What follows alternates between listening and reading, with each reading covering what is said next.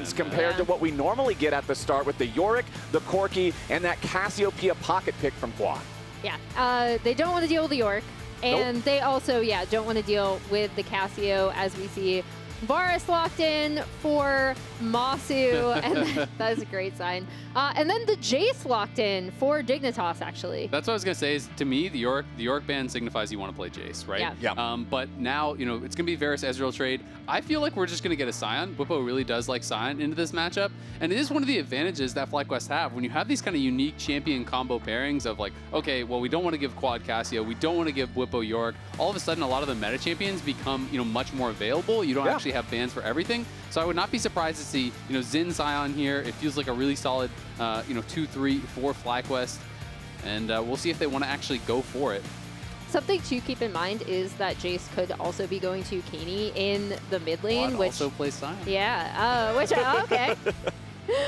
Which is something we've seen previously, right? So something to keep in mind as Inspired is just going to lock in that Zhao, and we'll see what we have coming through for Quad. The hover is Azir. I can definitely just see them locking it in here, yeah. Okay. Makes sense. I mean, Azir is obviously just so flexible. It's incredibly strong in basically every single matchup. But I feel like that also means Sion is the prime target to headshot in the second half of the bans if you're on the Dignitas side. Don't allow Bwipo to have that matchup that, like you already said, Isaac, he seems to be very comfortable with. Yeah, absolutely. Now the question for Dignitas is, are you going to match mid lane or are you going to match jungle? And they do elect to go for the Sejuani here, so they are going to be locking that in.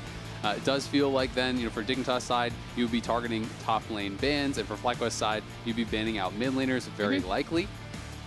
Yeah, we'll see where they also think this Jayce is going to, right? Because in picking their junglers, we see the Sion taken off the list. They do still leave that option open to flex, especially since they are on the red side that will have last pick. All right, FlyQuest. Let's see what they want to aim for here. Are they buying that the Jayce could potentially be a swap, or do they think it's 100% just the top lane pick for Srtty? I mean, Keine played it last week, so it definitely can be swapped around, but I do feel like there's higher chances of it going top lane. And I like the Taliyah ban here because I feel like every single time we see an Azir matchup, we see Taliyah picked as the answer into it. So they're just saying, hey, even if the Jayce is a swap, we're going to go ahead and just cover this incredibly common response. No, it makes a lot of sense. And I mean, it can just be one of these things where it's like, okay, if you're going to double ban mid lane and take away those options, then Keine will just play the Jayce mid. If you double ban top lane and you're saying, okay, we're going to try to force that mid, well, then he's just going to play a top lane, right? So you can kind of, react to it in that way. And that's one of the advantages that Dignitas do have for being on red side, is they are going to be able to flex around the Jayce and potentially get, a counter pick here on that last pick. Okay, Karma banned out, last ban of the draft here for Dignitas. FlyQuest running the clock all the way down, and Silas. Okay, so double ban mid from FlyQuest. Yeah, I mean, it makes sense with the potential Sejuani pairing that they would be a little bit nervous about that. Silas, it is another common answer into the Azir. And the Xin Zhao, being able to steal that ultimate away is really, really powerful. Silas loves being able to take Xin, Alistar, a lot of these defensive ultimates can bring a lot of power here. And you double ban mid lane, it's just going to be Viktor coming through here. Very interesting. Hey, happy birthday! Happy birthday. Also, I've seen the Happy Mother's Day signs. Happy Mother's Day. Happy Mother's Day! Make sure you call your mom if you haven't already. Me too. Check. Did you call your mom flowers? I woke up 20 minutes before call time and walked over here, so I have not yet apologize had to your the mom. time. I know she watches the broadcast. Sorry, Mom. I know that you guys like Ezreal better anyway, and this is probably just more points in his column. No, my parents text me to ask when Ezreal is casting. That's amazing. His parents are awesome. That's so fun. I got to meet them at one of the finals. My parents have no idea what League of Legends is. They're still very confused about my job, as we see the Nidalee coming through. Okay, the top lane Nidalee for Bwipo running this one back. The first time he played it, it wasn't the greatest results. Yes, they won, but more of in spite of the Nidalee instead of because of it. So we'll see how well Bwipo can do with that one against Srtty's Jayce in this game against Dignitas, as we still need to see Dig lock in that support, and they'll go with Rakan. Yeah, and it's going to be Rakan, but it's into the Neeko support, which obviously is a pretty big lane bully. Varus Neeko is a really tough 2v2 to be playing against. Yes, the Ezreal can try to sit back and just kind of farm with Qs and whatnot, but Rakan early does not have a ton of pressure in that lane. So I do think it's going to be actually very difficult for Tomo and Isles, especially if Massu ends up playing, poke Varus. that is going to be a really tough 2v2. Interested to see how Bwipo does bounce back on the Nidalee top. You know, last week, obviously, it did not really work out for them. They did win the game. It got a dub in the column, but... he has 100% LTA North win rate on it. There you go. Proof positive. I think the big thing, so even having watched it in LPL with the Shy, I'm sorry, I know I'm going to disappoint a ton of people by saying this, I still don't necessarily like the Nidalee top. Oh, in most situations, just because it really forces you to play in a very specific way, right? And so anything that, you know, doesn't always give you as much variety in the way that you play, I think can end up biting you sometimes when it doesn't work out. I do think, and I said this previously, that FlyQuest are really good at recognizing how to leverage that map pressure that Bwipo can create. Yeah, and I will say, as much as, you know, there is that weak side of, okay, you know exactly how they're going to play when they do have the Nidalee, I will say the other side of that is your team also has to play a very specific way, because if you don't, you're going to get pounded by the Nidalee. Yep. It is really difficult to lane against this thing 1v1. Everyone pretty much goes Emax. You have so much sustain. It's really difficult to be able to actually stand up in that 1v1. And if Nidalee gets ahead, it can be a nightmare in the side lanes. Yeah, that's absolutely the most obnoxious part about it. All right, let's see how this one's going to shake out. Can Dignitas pull off what I'm sure most people are assuming is borderline impossible and 2-0 FlyQuest to lock first place in this group? Or are FlyQuest going to continue their domination? I think so much of this question hangs in the fate of the Dignitas solo laners. Last week we saw Dignitas play a close series, but both games had a problem. And the problem was each one of them had one of the solo laners really struggling. You can see here in Game 1, Srtty's Renekton was hard focused by 100 Thieves, 3-9 in that one, but then he really shapes up on the Ambessa in Game 2. Meanwhile, Keine having a great Ahri game in Game 1, but in Game number 2, his Jayce was borderline invisible. So if both of these solo laners can have an impressive performance in the same game, I think that is paramount for Dignitas to stand a chance here. I agree, and I do think that Dignitas is getting better. You can see Bwipo doing a little trick. He already has the grass proc ready. That's because he dropped a trap on the enemy red buff. So both that scouts out if they're going to be over by that red buff, but also it triggers the grass proc. So right off the start of the laning phase, he already has that grasp auto ready, and it's just one of these little things that you can do to help get an advantage as that Nidalee top. It's all about just constantly poking, harassing, jumping in and out of the brushes, getting these autos down, and just triggering the grasp over and over and over. And as he shifts into melee, you know, you get the extra HP, I do believe. When you do actually go for that shift back into Cougar form, it counts as a melee grasp proc. Yeah, and it makes it so immediately Srtty doesn't get to do the auto for auto trade right back. Well done from Bwipo up here. We'll keep an eye on how much he can abuse this laning phase with this pick, since that's what it's all about. We need to see this Nidalee building those advantages that you're talking about, Emily, in the side lane. Make it oppressive, make it impossible to deal with this guy without bringing in additional help. Yeah, I mean, she's just so annoying, right? And we also see, we also see this up top side. We see the bot lane getting shoved in, which Ezreal had already kind of set up, right? This Neeko Varus is so annoying, just constantly should be able to poke, push out the lane. Sheiden is pathing bot. Wow. Srtty already had to blow flash. I mean, he was getting pounded in this lane. It's like he already went through his biscuit, he already went through his potion, and he had to flash, and now he has to base on 9 CS. So his buy is going to be a refillable. Like, I don't think he can get anything else. Yeah, his buys are refillable and a pink ward, which is really, really tough. And Bwipo is just already starting this off in a fantastic spot. Obviously, he does not have a lot of CS as well. This is just one of these things where, yeah, he's not going to be farming as well, but he is just focusing on keeping Jayce down, on constantly harassing Jayce and putting on so much pressure that basically the Jayce is poor too, and the Nidalee is more valuable in those situations. We're both going to get dragged down into the muck, but Nidalee's more confident in her ability to claw back out. It's one of these weird situations in top lane where it's like, if they just do nothing but hit you, you can't actually focus on farm, or you'll just lose the trade so hard that you're going to be forced back to base, and then they will take a farm advantage. So it ends up just being both top laners, when one opts into this, they kind of just have to fist fight. Yeah, it turns into a brawl one way or the other. Bottom lane still continuing to trade, but it's Sheiden coming top side to put a little bit of pressure here onto Bwipo. The control ward and the pixel brush means that Sheiden is not seen. And down on the bot side, we did see Inspired potentially looking for something. Like I said, he was pathing down towards that bot side, but is just going to end up backing after a full clearing and getting that crab. So yeah, both junglers back out on the map. They both do the exact same thing. You do the full clear, you get the crowd, you look for a gank, there's nothing there, go home. I was really looking to see a few more creative paths, maybe. Ooh, the heal used there from FlyQuest Busio for the extra movement speed to escape, as Isles wanted to also use his own aggressively going in for the grand entrance. And Quad is at 50 HP. This is Azir not having a great time versus the Viktor. If that E hit him, he might have died. Yeah. Like, that was incredibly close. It would have been at least like really low health. And so definitely a lot of pressure being put on there by Keine, but credit to Tomo and Isles. They're the ones who actually forced Massu back earlier. I definitely did not think the lane was going to go that way. They do trade heals, but Massu and Busio, Masu's going to stay around, or rather Busio's going to stay around and try to hold that wave as much as he can, but of course they are going to force it in. It is a cannon wave, so shouldn't be losing too much here, and we'll be at least able to grab that for him. So as nothing's really going super crazy here early in the laning phase, I want to ask you guys, when we're looking at the Dignitas comp, we see clear angles for engage through the Rakan, through the Sejuani. Over on the other side, yeah, you have a couple of big mechanisms, but it's more like you have to full send Azir in there for a shuffle, or Neeko's got to find the disguise that they take the bait on. Quad thrown up into the air here from Isles, forced to flash away from the gravity well as Keine chases him further back. Nice moves from the Dignitas support.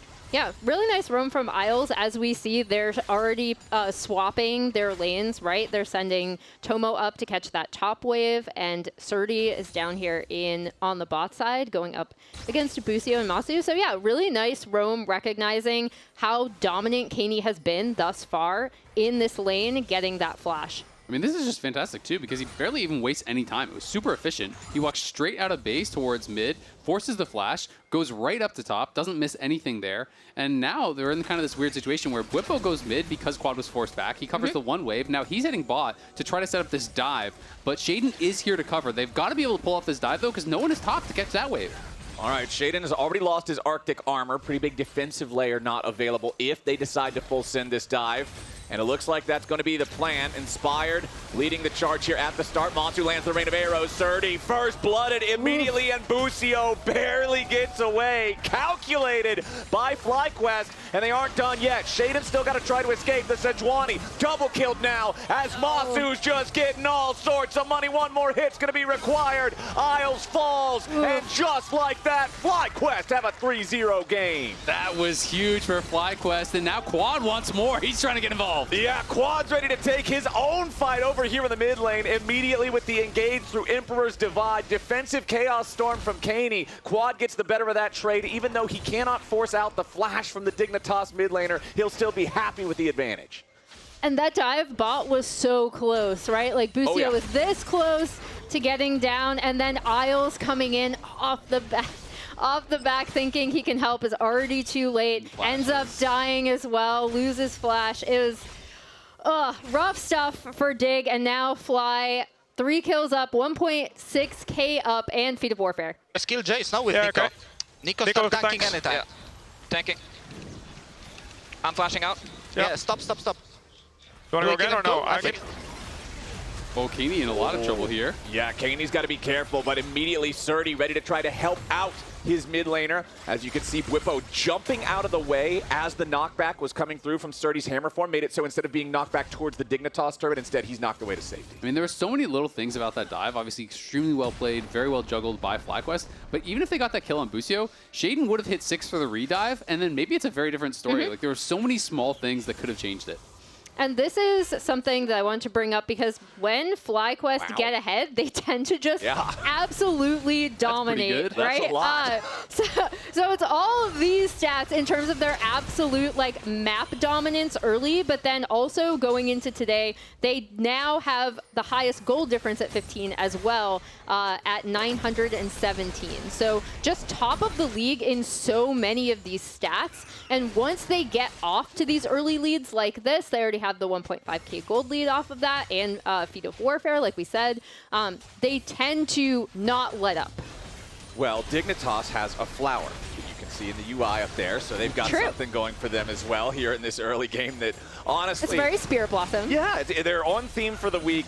I'm trying not to dog them too bad because it really has been just that one play. As Quad gets a nice shuffle onto Isles back underneath the turret, it won't be enough to threaten a lethal situation, but still nicely Srtty. played there from the FlyQuest mid laner. I mean, Srtty is so incredibly low. Bwipo, if he hits anything on him, Srtty is going to get dove. So Srtty is going to have to go back to base here. It's going to be more tower damage. He can TP back, but Bwipo likely to grab this plate before he has to go back to base. They're taking grubs on the top side. They are winning out everywhere. It really was, as you say, just that one play, but that one play has completely exploded the game for Dig. It was a huge play, right? Yeah. Like, it completely just took over everything. And now, yeah, like you say, all 3 grubs go over to FlyQuest. There's no response on the Drake in retaliation from Dignitas. So FlyQuest just getting everything they want here in the first 10 minutes of the game. The side lane Nidalee for Bwipo working out great so far in these early stages, like we were talking about. The immediate rush on the plated steel caps for the extra mobility and survivability in these quick, short, bursty trades, doing a lot.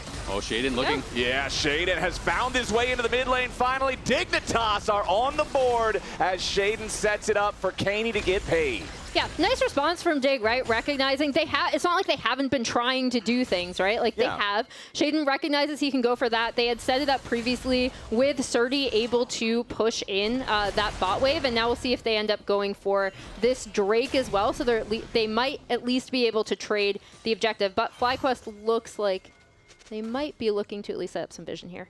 Yeah, I mean, Massu already has the Umbral Glaive, obviously a very cheap 1-item spike here, but he has completed that. He got 2 kills on the dive, so he's in a great spot.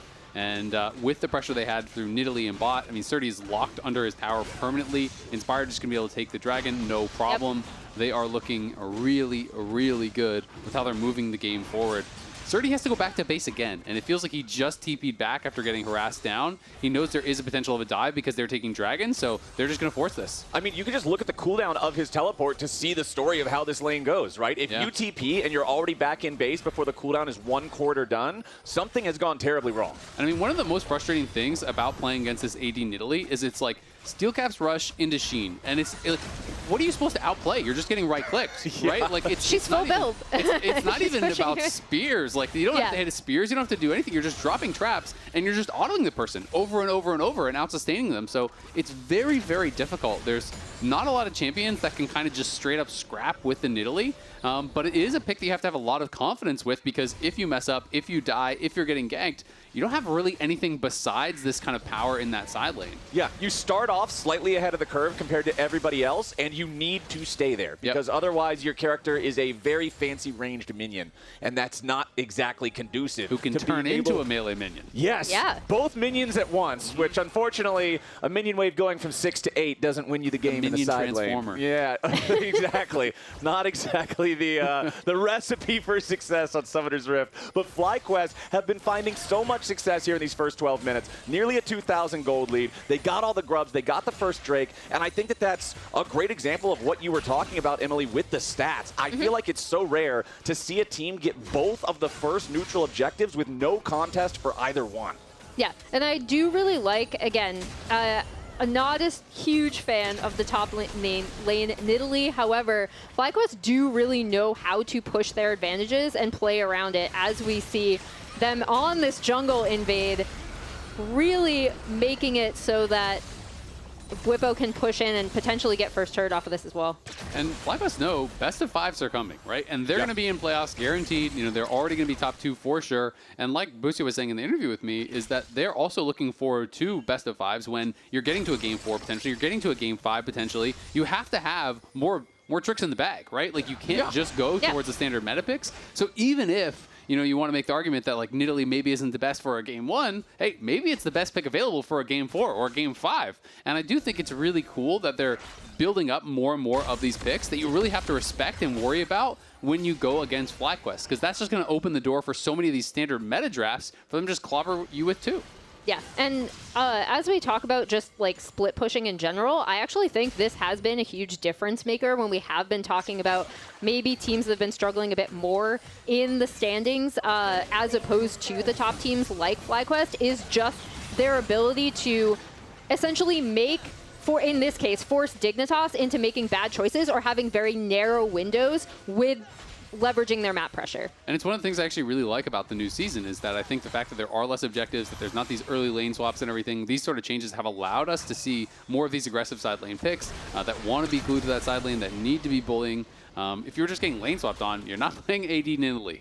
Srtty just hit Bwipo with the accelerated shock blast, and Bwipo healed it off with a single cast. And then he Sheen autoed Primal Surge, and he Sheen autos to then win the trade. It's so obnoxious to deal with this Nidalee in the 1v1.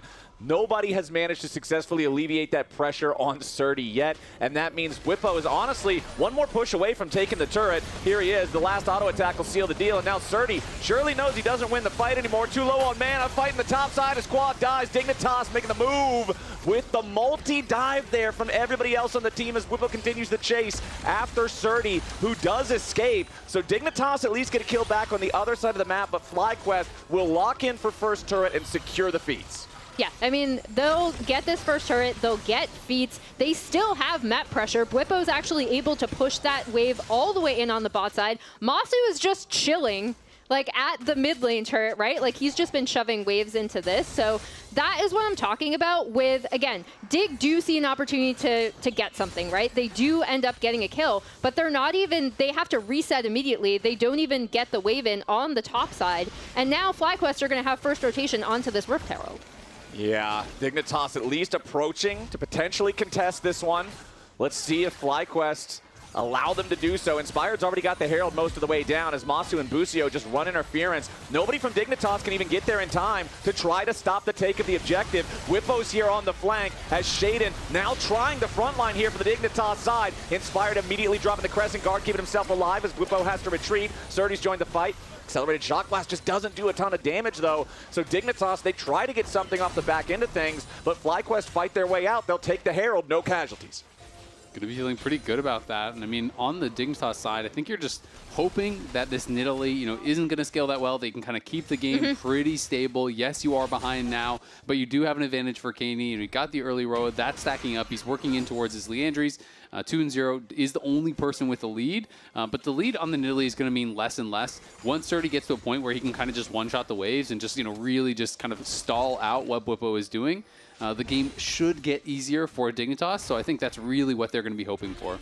Well, right now, though, Bwipo is on that Trinity Force power spike, and even though Srtty is close enough, is caught up enough to have his own first fully completed item, it's still pretty scary to continue to deal with these Trinity Force procs. It's still obnoxious in the 1v1. I feel like Bwipo will probably still be able to continue putting on this pressure for quite a while, as Dignitas now, they've got another neutral objective they have to try to contend with, as Inspired and FlyQuest are starting up the second Drake of the game. Isles jumps in, going after Massu. Busio's Pop Blossom finds nothing. Beautiful counterattack from Sheiden to lock him into the Glacial Prison. Isles barely gets away with 50 HP, but the Drake has already been slain by Inspired, and now Dignitas has to be careful. Bwipo's still looking to find a little bit more as Inspired chases after Sheiden, and Bwipo flashes over the wall to find the kill. Now the second one comes through for the top laner as Isles finally falls. Quad walks away with 20 HP, and Bwipo is not done yet. The Nidalee continues putting the pressure on as Dignitas are forced further and further back. Yeah, you can see a little bit of how this could potentially get scary for FlyQuest, right? Especially when that Pop Blossom ends up missing, but they're still able to get the Drake.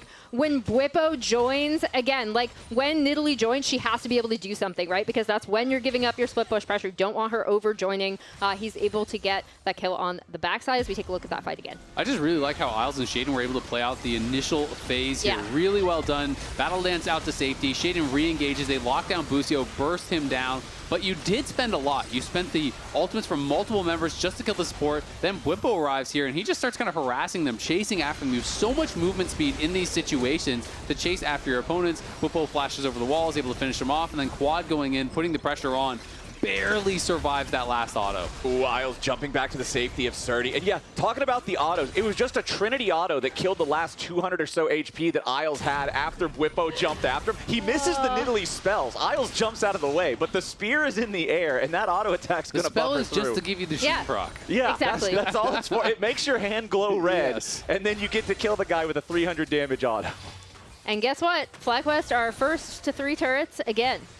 Yeah, it's looking like those stats aren't really lying here, Emily. I think that FlyQuest might be pretty good about playing the map when they get those early leads. 18.5 minutes into the game, 3,000 gold ahead, all the grubs, both of the Drakes so far, 3 turrets, to 1, and we want to see how well they can keep this pressure on. This is not a team that I feel like traditionally struggles a lot when it comes to keeping that pressure on. I feel like they have been one of the better macro teams in the league for quite a while. So I expect to see Dignitas really have to scramble now to stop this bleeding. Exactly. I mean, it's just so much more difficult, too, because Dignitas wasn't able to get any early dragons to stop a march towards Soul. Like, there's a lot of poke, a lot of harassment that, is available in this FlyQuest comp, and it's Infernal Soul, right? And they already have 2 super fast dragons, so they're going to be working towards that. It's not going to be a very hard way to move the game forward. It's just super clear. FlyQuest is going to show up to every single objective and basically say, all right, you got to outfight us. And you're going to be having to do it down a lot of gold.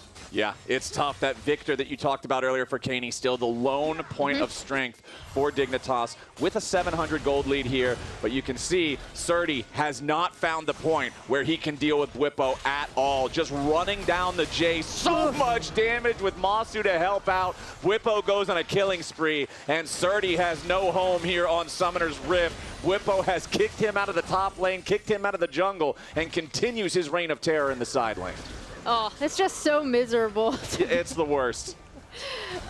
When this Nidalee works, it's awful. Nice engage coming out there from Sheiden to try to catch Quad, but it's not enough. The follow-up damage can only take him to half HP, and Isles dies trying to get in. And look at top. You're going to lose that top lane tier 2 as well. That's going to be solo gold for Bwipo. Pretty much guaranteed. They can't get up there, so he is going to get even more rich. He was already way ahead.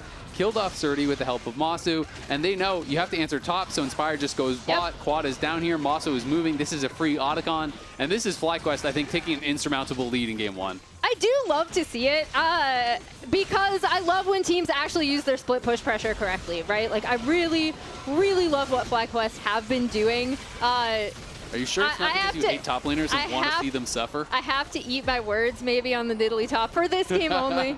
But I do think, again, like, this is exactly what you are supposed to do with that pressure, right? And maybe I do like to see top laners in Sproul. I don't know, Ezreal. Well, while Emily praises the Nidalee, I'm going to take this moment to apologize on behalf of the entire league for the amount of top lane Nidalee you're all about to have in solo queue this evening. It's already been pretty bad, honestly. Well, I think it might get a little bit worse. We're gonna get auto attacks, buddy. After this one, yeah, it's about auto attack o'clock in top lane this evening. As Bwipo has set up a massive advantage. There is a 5,000 gold lead for FlyQuest. There is a 3.5, almost 4,000 gold lead for Bwipo. I mean, one of the things we talked about coming into this is that Dignitas has the slowest games. FlyQuest has the fastest games. And this is feeling like it's a little bit towards the left here, then more so towards the right. We'll see if Dignitas can stall this one out, but it is such a big early lead for FlyQuest, and they're moving towards Soul. Third Dragon's available. They're fighting for it. Inspired jumps in. Has to drop the Crescent Guard pretty quickly, though. He gets dropped to 40% as he tries to find that initial engage. The rest of FlyQuest isn't there for the immediate follow-up, so Inspired just going to use the chicken camp there to fuel back up a little bit, siphon some HP. Dignitas are starting up the Dragon, and FlyQuest don't want to allow them to stop that Soul stack. Bwipo making his way forward towards the Dignitas lines. Chains of Corruption finding massive pop blossom from Busio. He's on a rampage, and Dignitas is on a one-way road to the cemetery. A beautiful engage from the FlyQuest support. It costs his life, but it does not matter. It's a 5-for-1. Triple kill for Massu. Double kill for Busio. Massive team fight for Fly. It is crazy because when you see a fight like that, you're like, that's going to be Baron 2. Baron has not even spawned. They're just going to go for the base here. They take the tier 2 mid. They take the tier 2 bot. They're going for the inhibitor towers as well. FlyQuest are stomping Dig in game 1. And what a stunning team fight with this coordination, right? Because initially Inspired goes in, he has to pop the Crescent Guard, the rest of the team isn't there. Dig actually does get the first rotation on that Drake, right? And they're so patient in waiting for their moment, as we can see in this replay, when Sheiden ult, then here goes Busio with the Pop Blossom. Quad's already flying in for his ult. Yeah, that was just perfectly coordinated. I mean, Massu had already hit the ulti on Keine, then Busio goes in, Quad sees the angle as well. He's right in on top, everything stacked perfectly. They just erase them off the map. It is nearly a 5,000 gold lead in top lane at this point. Just insane. I'm pretty sure Bwipo is going to have his third item probably when he bases, and Srtty is still on 1 in pieces, so this is looking crazy. I mean, We said that FlyQuest was going to try to stack Drakes and Dignitas had to stop them.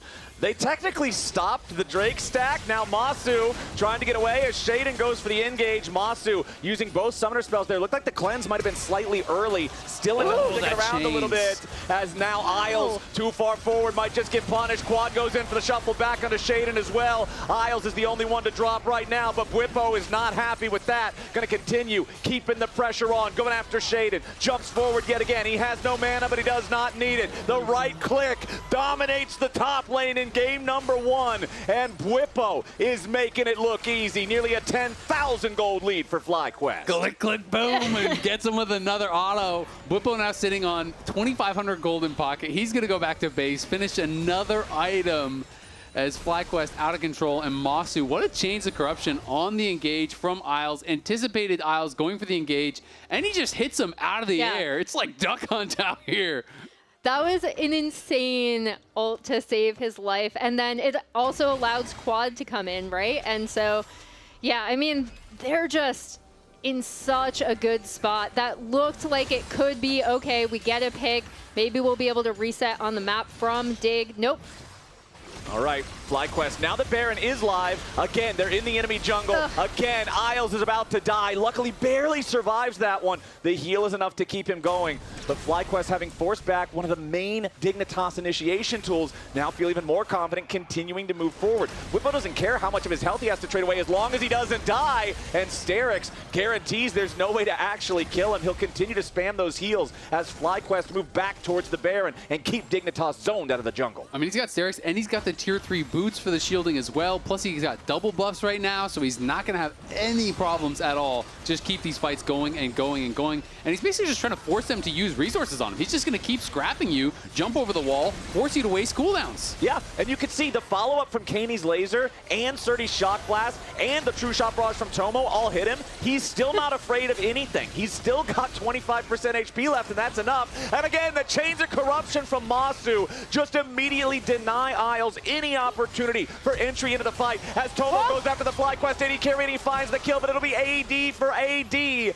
The Varus and the Ezreal both fall, but FlyQuest have secured the Baron.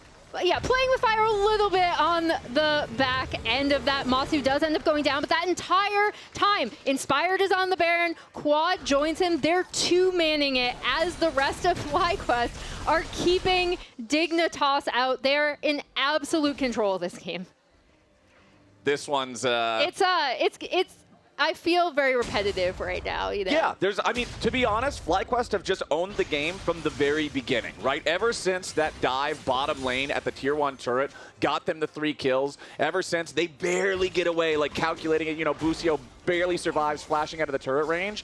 The game has just been in their control. That was a 1,500 gold lead after that play finished. The gold lead never shrank from there. It just kept climbing and climbing and climbing, and so much of it is on this top lane situation for Bwipo versus Srtty. Dignitas, they banned the Yorick, they wanted to play the Jayce, they thought they had it figured out, and Bwipo just immediately sat him down. I mean, they didn't even just ban the Yorick, they banned the Sign as well. They banned 2 of Bwipo's biggest answers to the pick, and he's like, great, here's number 3. Yeah, it's pretty tough to deal with these guys with these super deep champion pools for all these situations. Jayce is historically such a difficult character to deal with in lane matchups. Yeah, he's great for those types of situations, but if you can prove, hey, this is no longer a safe blind pick versus our team, that's a massive advantage in drafts. Absolutely, and it's one of those things where sometimes, you know, it's frustrating when people talk about a solo queue picks on work. Inspired has already gone in for a big engage here with the Crescent Sweep as Isles has to try to escape, and Sheiden's now the target here on the front line. The Sejuani's about to die, but both the Rakan and Sejuani survive as the shutdown on Inspired comes through for Keine. FlyQuest may have overextended a little bit here, got a little bit too hypey, but Bwipo is not one to slow down, continuing to find the damage, and the spear, the Q, secures the kill on Keine as FlyQuest continue to retreat, and Busio with another massive pop blossom, Quad flies in, and Dignitas fall to pieces. A beautiful ulti from the Neeko of Busio for the second time this game, and this time it's gonna seal the deal. Only Sheiden's left alive. That Sejuani ain't leaving the fountain, and FlyQuest 28 minutes in, 19-6. Game 1 was easy for them. Beautiful game from FlyQuest. I'm so mad at Bwipo right now that I have to eat my words about the Nidalee top. I mean, he was smurfing, man. I'm not mad about it at all. Bwipo putting on a hell of a performance on the Nidalee, really showcasing his flexibility. Last week came out, a lot of players would have shied away from bringing the pick back out because he did not have a good game on the AD Nidalee top last time. He says, nope, it's not the pick, it was the play, comes back, makes it look amazing. And the rest of the team played around it so well, right? Like they were able to use his split push pressure beautifully. I thought it was a really great setup and a really great execution from FlyQuest. Top lane Nidalee is back, and so are LTA North Twitch subs. Join the community for exclusive content, including the League of Legends in-game emote, Tell Me Everything, for paid and gifted subs. Plus, get access to all of our exclusive LTA North Twitch emotes, like Giga Flowers, Azale Nodders. Emily, which one is yours? Is it the Cinema? It's the Absolute Cinema Absolute one, Cinema, and Emily Cinema, Emily. We'll work on it.